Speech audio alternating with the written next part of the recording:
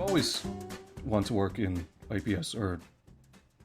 Um, no, I always had an interest kind of in social care / mental health side of things. And I worked for years as a sales rep, and redundancies came up when I was 35, I think it was. So I took the redundancy and I said, you know what, I'm going to go back to college.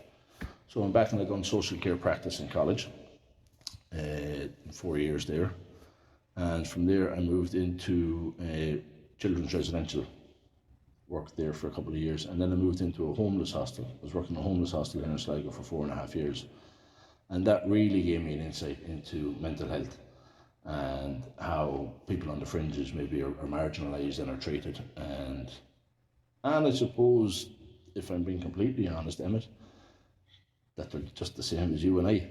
You know, they've just have, for whatever reason, they've gone down a different path, and an awful lot of the time it's they're victims of something themselves, you know, that brings them to that point. And while I was in the homeless hostels, I started a program called Skills for Life, or Basic Life Skills. I can't remember exactly what it was called. Whereas I'd bring, you know, every hour I'd see a different person, and depending on their level of skill set, I might be teaching them about self-hygiene. I might be teaching them how to work a washing machine. I might be teaching them how to cook. I might be teaching them how to budget their money. Talk about alcohol consumption and trying to lessen that, you know, every week.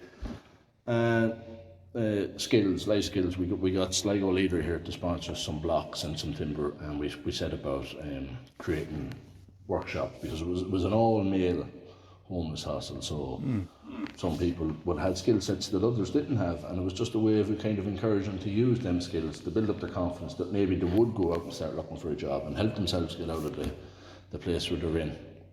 And it was going well, and then IPS was established in Sligo.